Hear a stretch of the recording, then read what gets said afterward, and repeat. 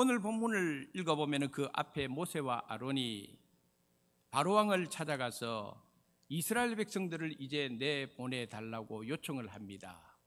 우리가 며칠을 좀 걸어가서 광야에 나가서 우리 하나님께 제사를 드리려고 하니까 이제 이 히브리 민족을 내보내달라고 바로에게 요청을 했는데, 그것은 모세의 생각이 아니라 하나님께서 모세에게 바로를 찾아가서 너는 그렇게 말하라고 했기 때문에 모세는 순종해서 바로왕에게 그렇게 이야기를 했습니다. 그런데 바로왕은 이스라엘 백성들을 내보내기는커녕 여호와가 누구냐? 여호와가 누구냐? 나는 여호와를 알지 못하노라 하면서 그때로부터 이스라엘 백성들을 이전보다 더욱더 혹독하게 핍박을 하고 혹독하게 다루기 시작을 했습니다. 하루에 할당량을 채우지 못하면 이스라엘 백성들에게 사정없이 매질을 가했고, 하루하루 이스라엘 백성들이 감당해야 될 노동의 강도, 노동의 환경은 더욱더 열악해지고 학대는 더욱더 심해졌습니다. 그러므로 이스라엘 백성들이 모세를 향하여 대듭니다. 당신 때문이라고. 당신이 바로왕을 찾아가서 말만 하지 않았어도 우리는 이런 고생을 하지 않을 텐데, 당신이 괜히 바로왕을 찾아가서 이 백성을 내보내라고 한 이후로 우리는 더욱더 고통을 받게 되었노라고 그렇게 모세를 원망하고 모세에게 대들었습니다. 이스라엘 백성들의 상황이 공고해졌을 뿐만 아니라 모세의 마음은 너무너무 괴롭고 아팠습니다. 모세의 입장에서는 하나님의 말씀대로 나갔는데, 순종했는데, 하라고 하는 대로 했고 시키는 대로 했을 뿐인데, 모세의 상황도 이스라엘 백성들의 상황도 더 나빠지고 더 악화되어지고 있다는 것입니다. 그래서 모세는 하나님 앞에 기도합니다. 주여, 어찌하여 이 백성이 학대를 당하게 하셨나이까? 어찌하여 나를 보내셨나이까? 우리 성도들이 세상을 살아가다 보면은 오늘 본문의 모세처럼 하나님 앞에 한탄하고 하소연할 때가 때로는 있습니다. 믿음으로 사는 자는 하나님께서 만사형통하시겠다고 하겠다고 약속해 주신 찬송을 날마다 부르는데, 내 인생은 만사형통이 아니라 계속적으로 나빠지고 안 좋은 일이 생기고 뜻하지 않은 질병이 나를 찾아오고 내 사업과 내 직장과 내 가정에 여러 가지 문제들이 발생을 합니다. 왜 그렇습니까? 신앙생활 잘하고 있는데. 사실 우리 성도들이 살아가면서 이런 일들을 만날 때 이것을 일종의 위기라고 부릅니다. 삶의 위기라고 부릅니다. 뜻하지 않은 이 위기를 만났을 때에 굉장히 당황스럽습니다. 그런데 신학적으로 볼 때에는 내가 잘 믿는데도 불구하고, 내가 하나님을 견고하게 신뢰하고 있는데도 불구하고 위기가 닥칠 때 이 위기를 섭리적 위기라고 말합니다. 섭리적 위기가 뭐냐면은 하나님의 뜻 안에서 하나님께서 주시는 위기입니다. 하나님께서 그 위기를 준비해 주었고 당신의 백성들 하여금 그 위기를 통과하게 만드는 경우가 있습니다. 그게 바로 섭리적 위기입니다. 오늘 본문에 모세가 그 섭리적 위기의 한복판에 있고 이스라엘 백성들도 그 섭리적 위기의 한복판에 들어가 있다는 것을 성경이 증거합니다. 이러한 섭리적 위기 가운데 있을 때 모세는 어떻게 하나님 앞에 기도했을까요? 오늘 이 본문의 말씀을 가지고 그러므로 함께 은혜를 나누고자 하는 제목은 어찌하여입니다. 먼저 우리는 오늘 본문을 통해서 위기를 만날 때 하나님을 찾고 하나님을 붙들어야 됩니다. 애굽의 바로왕이 이스라엘 백성들의 노역을 이전보다 더 심하게 하고 더욱 학대를 하기 시작했을 때에 이스라엘 백성들이 하루하루 할당받은 양을 기록하는 그 기록원들, 그 사람들도 역시 이스라엘 백성들 가운데 뽑혀온 사람들인데 그 기록원들이 너무너무 견디기가 어렵고 할당량은 많고, 그래서 하루는 이 기록원들이 바로왕을 찾아갑니다. 그리고 바로 왕에게 하소연을 합니다. 출애굽기 5장 15절에 나옵니다. 이스라엘 자손의 기록원들이 가서 바로에게 호소하여 이르되 왕은 어찌하여 당신의 종들에게 이같이 하시나이까? 그들은 바로 왕을 찾아가서 자신의 상황을 아뢰면은 바로 왕으로부터 은혜를 입어가지고 자신들이 그 학대당하는 것이 줄어들 줄 알았습니다. 자신들의 문제가 해결받을 줄 알았습니다. 바로의 마음을 자신들이 요청하면 움직여질 줄 알았습니다. 그런데 바로의 대답은 아주 냉정했습니다. 17절에 보니까 바로가 이르되 너희가 게으르다 게으르다. 그러므로 너희가 이르기를 우리가 가서 여호와께 제사를 드리자 하는도다. 한마디로 이스라엘 백성들의 요구사항을 아주 흩은 소리로 받아들인 것입니다. 이 시점에서 우리가 한 가지 생각해 볼 것이 있습니다.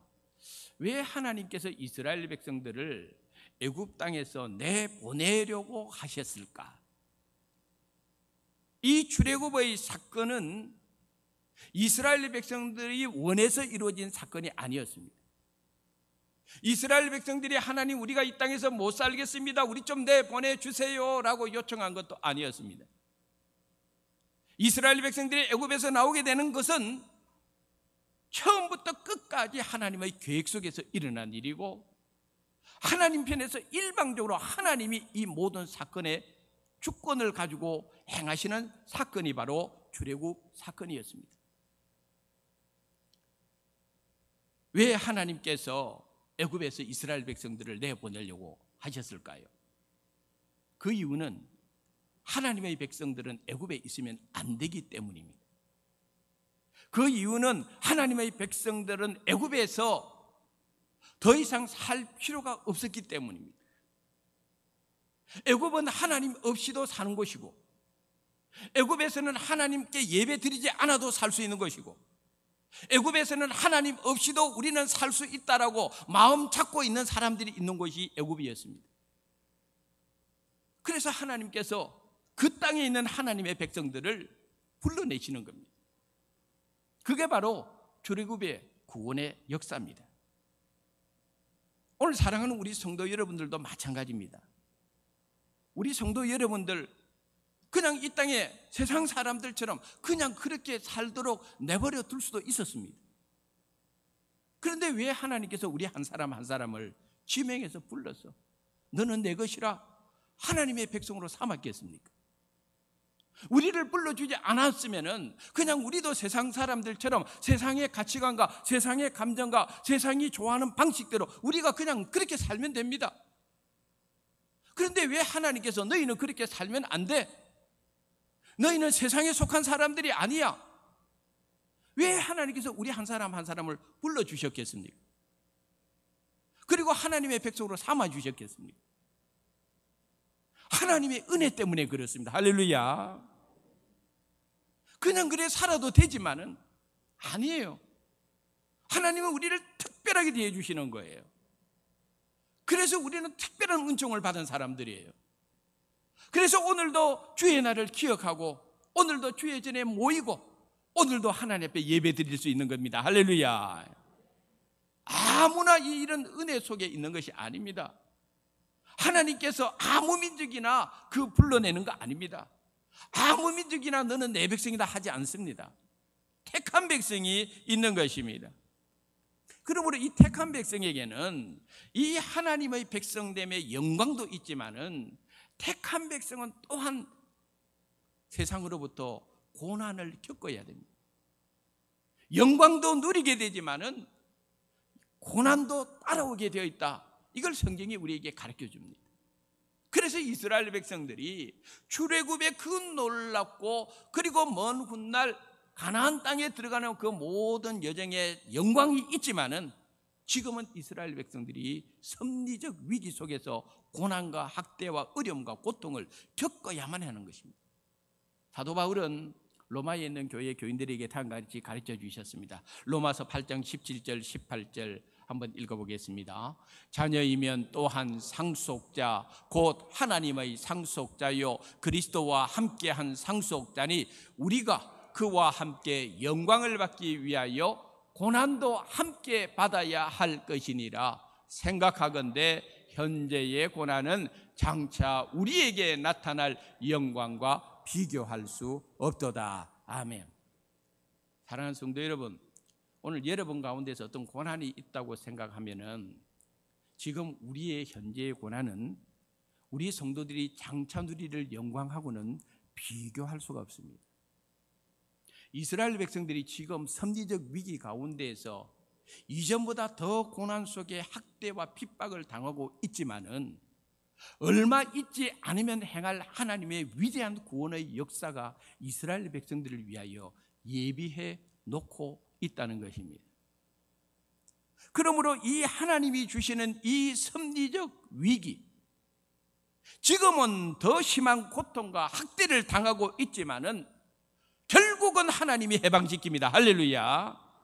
결국은 하나님의 백성들에게 홍해 바다를 마른 땅처럼 건너는 기적을 얼마 있지 않으면 하나님께서 보여주실 때가 온다는 것입니다.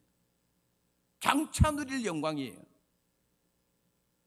오늘 설교 제목이 어찌하여인데, 똑같은 위기 속에 있지만은 이스라엘의 기록원들은 바로왕 앞에 가서 어찌하여 당신의 종을 이렇게 학대합니까?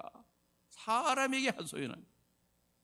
똑같은 섭리적 위기 속에 있지만은 모세는 하나님 앞에 하나님 어찌하여 하나님께 매어 달리고 있습니다.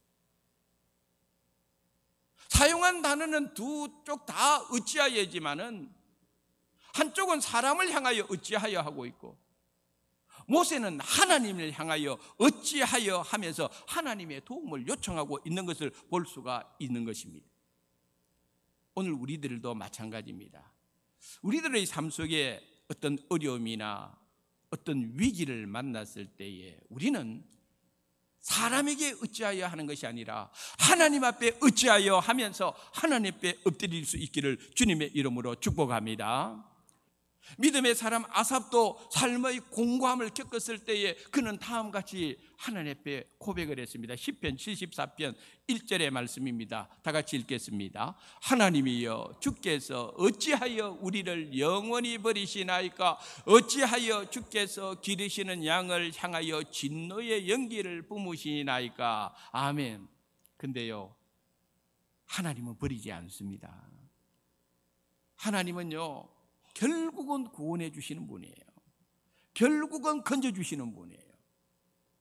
그러므로 사랑하는 성도 여러분, 우리가 이해할 수 없는 답답한 일을 만난다 할지라도, 때로는 눈물 나고 괴로운 일이 있다 할지라도 오늘 모세처럼 주여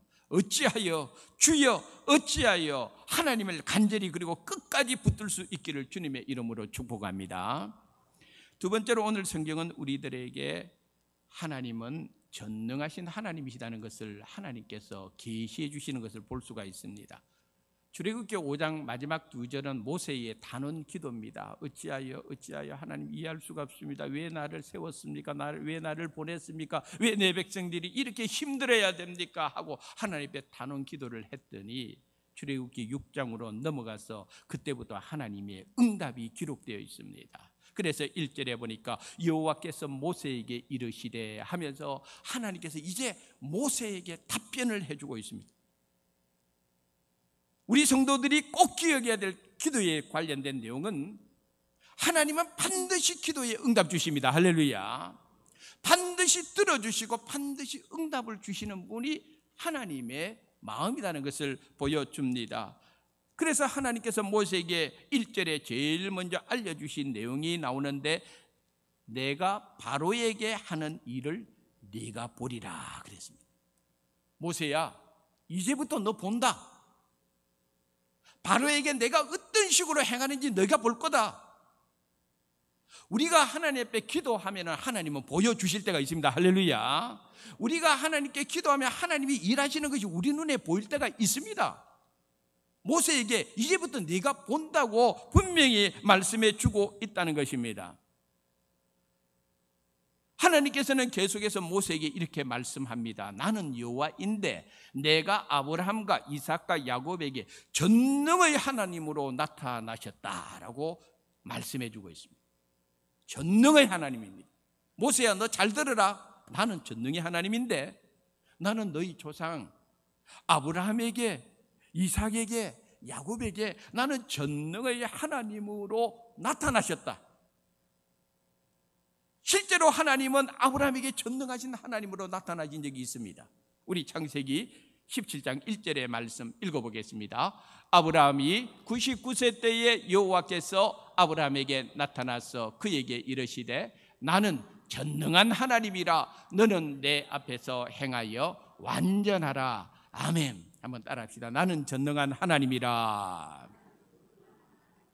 성경을 읽어보면은 하나님께서 당신의 백성들에게 여러 가지 모양으로 자기를 계시를 합니다. 한 가지 모양이 아닙니다. 여러분들이 인생길을 걸어갈 때에 누가 내 인생의 선한 목자가 되어주실까? 그때 하나님 말씀하십니다. 얘야, 내가 너의 목자야. 나는 여호와 로이라. 너의 목자야. 하나님께서 자신의 선한 목자 되심을 드러냅니다. 삶에 공감이 있고 두려웠어, 불안해서 내 영혼아 어찌하여 내 속에서 불안하는고?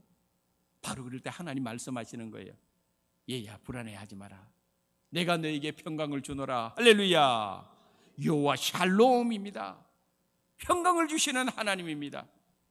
내가 뭔가 있어야 되는데, 하나님 준비해야 될 것도 많는데 나는 능력이 없고 어디에서 무엇을 해야 될지 모릅니다 할 때 하나님이 나타나십니다.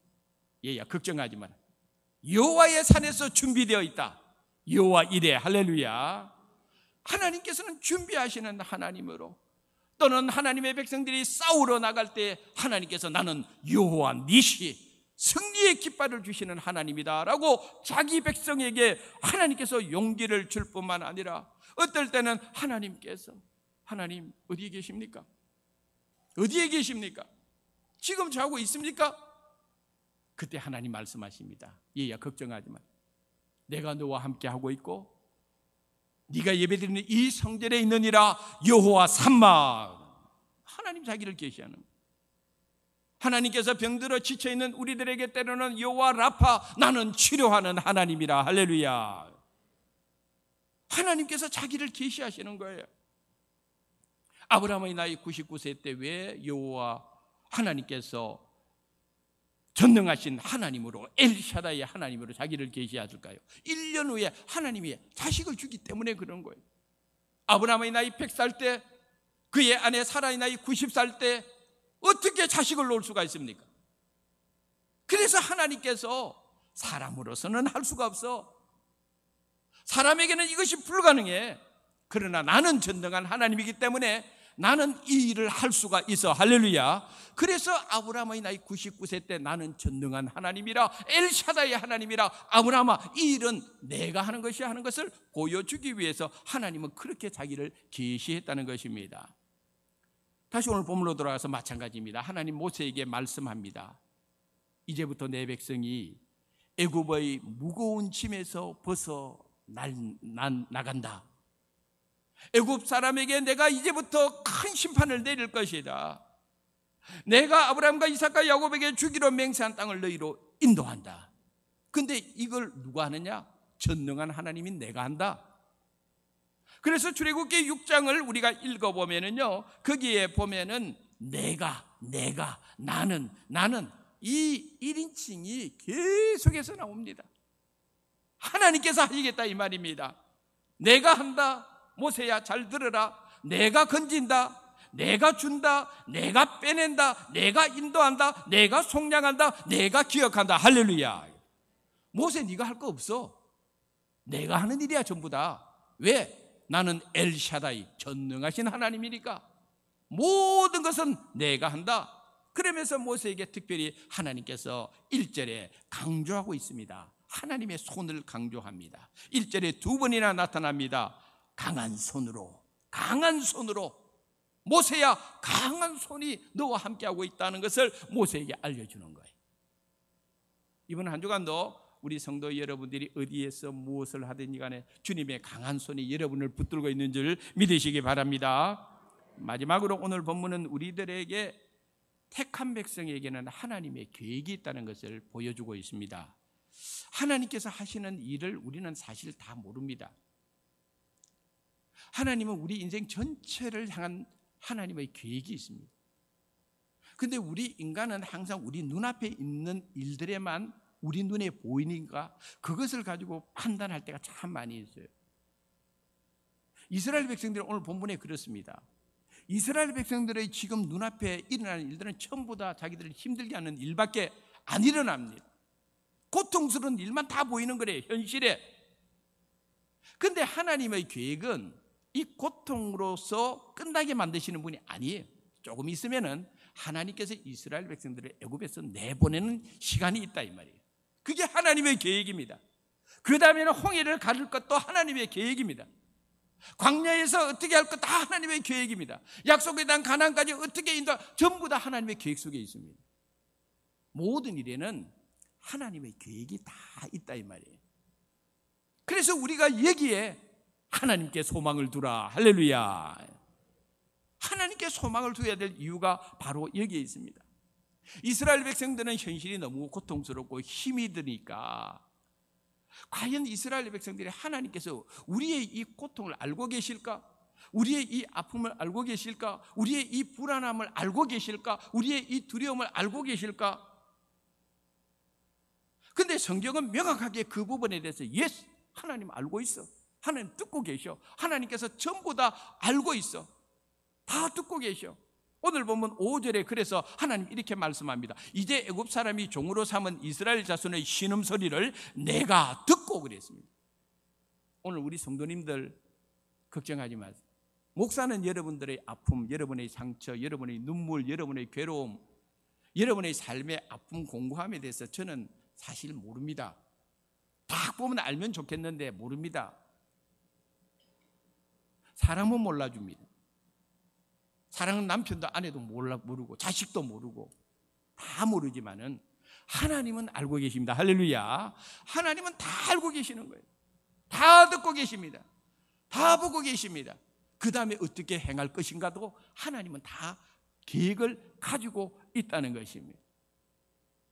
그래서 하나님은 당신의 백성들을 이끄실 때에 항상 하나님의 계획 속에서 영어에 보면 스텝 바이 스텝이라는 게 있어요. 한 걸음씩 한 걸음씩 하나님의 계획 속에서 차분하게 하나님은 이끄시는 분이에요. 우리는 당장 내 눈앞에서 뭔가 큰 일이 막 나타나고 그래서 어떤 문제가 바로 즉각 해결되기를 원하는 것이 우리 인간의 마음이지만은 하나님은 그렇게 하지 않습니다. 하나님은 서두르시는 법도 없고 하나님은 느린 법도 없고 하나님은 또 빠른 법도 없고 하나님은 또 못하는 법도 없고 하나님이 하시는 약한 것도 없고 할렐루야. 하나님의 계획 속에서 저와 여러분의 걸음을 하나님은 하나하나 이끌고 나아가시는 것입니다. 이스라엘 백성들이 괴롭고 힘들어도 하나님은 이끌고 계시는 거예요.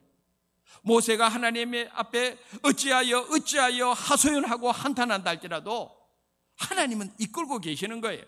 때가 되면은 하나님이 일어나시고 때가 되면은 하나님 이스라엘 백성들을 해방시키시고 때가 되면은 약속의 땅까지 인도하게 하시는 분이 하나님이시다는 것을 오늘 하나님은 모세에게 명확하게 미래에 일어난 일까지 다 알려주고 있다는 것입니다.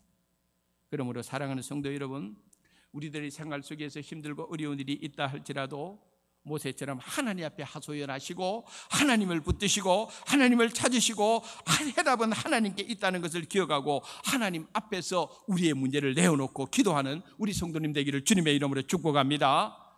전능하신 하나님입니다. 능치 못할 일이 없는 하나님입니다. 우리는 하나님께서 택한 백성입니다. 하나님께서는 우리 모두에게 좋은 계획을 가지고 계시고 좋은 길을 하나님께서 이끌고 나아가고 있다는 것을 기억하고 이번 한 주간도 우리의 모든 것을 선하게 인도해 주시는 하나님의 은총을 믿음으로 받아들이고 승리하는 우리 성도님들 다 되기를 주님의 이름으로 축원합니다.